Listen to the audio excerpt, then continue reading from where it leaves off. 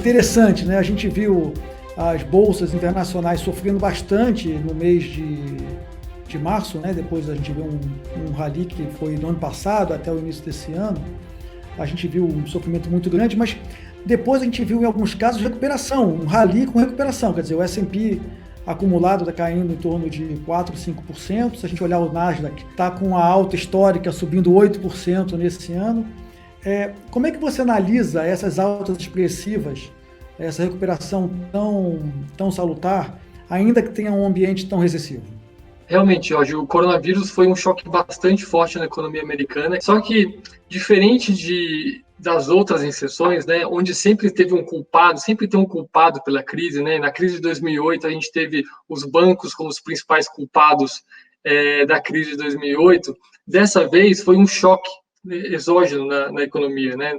Não teve nenhum culpado. E aí isso fez com que tanto o governo americano tanto quanto o Banco Central americano, fosse muito mais proativo em ajudar todo mundo.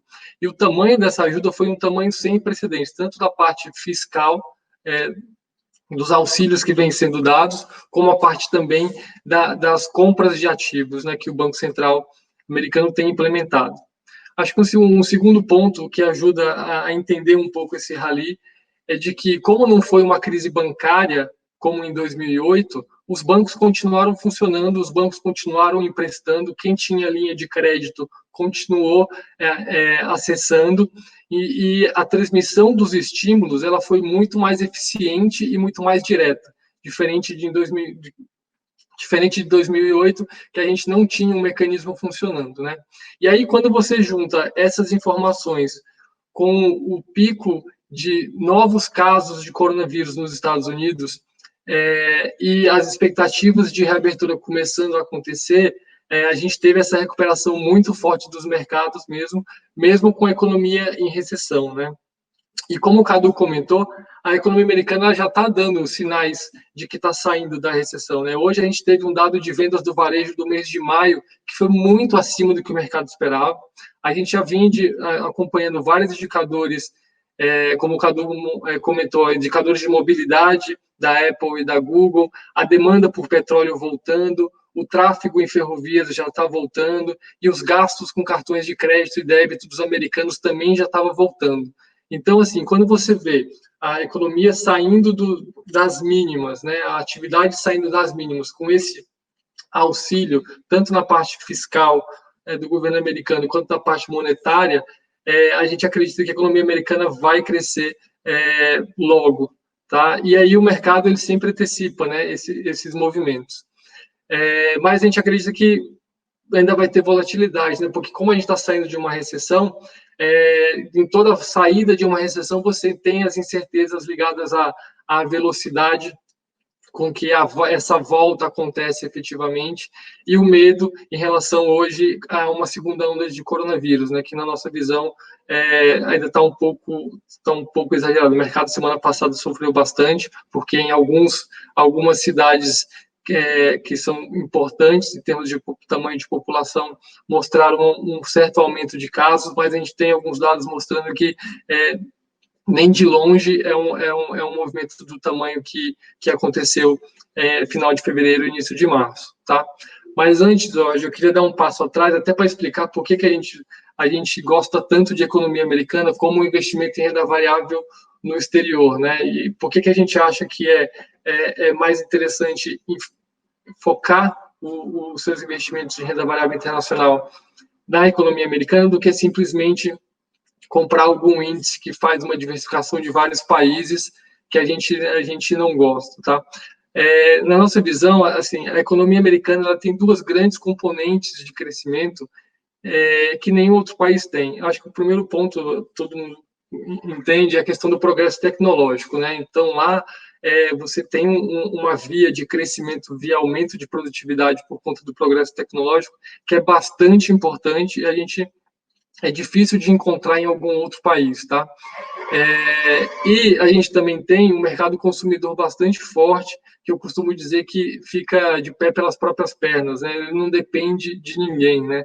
E quando a gente vai investigar alguns países desenvolvidos, e depois eu vou falar um pouco dos países emergentes, Por exemplo, quando a gente analisa dois grandes blocos, que é o bloco europeu e o Japão, como o nosso economista da Safra Asset sempre gosta de falar, que a Europa ela anda quando a corrente de comércio global está bem. Então, se o mundo está bem, a Europa está bem.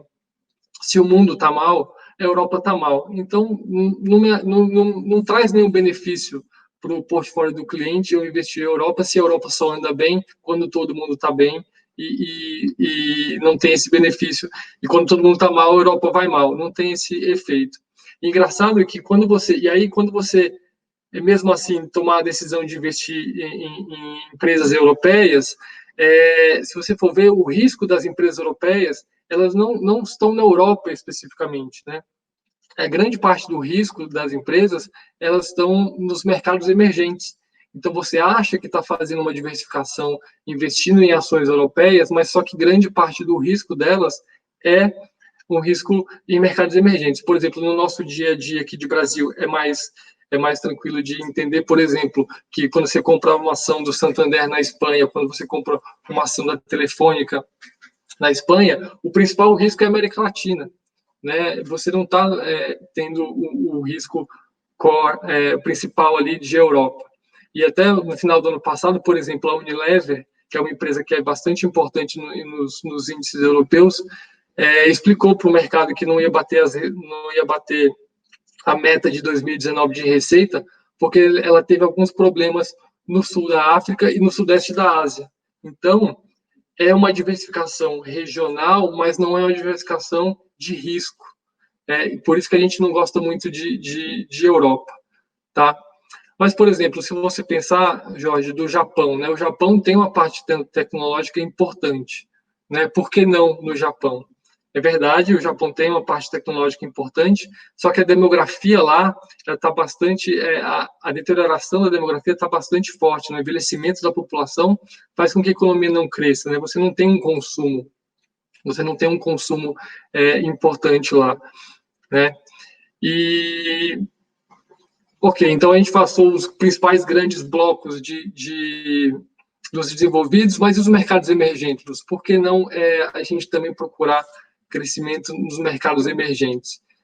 Na nossa visão, se você investir nos mercados emergentes, você está correndo o mesmo tipo de risco que você corre no Brasil. Quais são as componentes de crescimento de todo país emergente?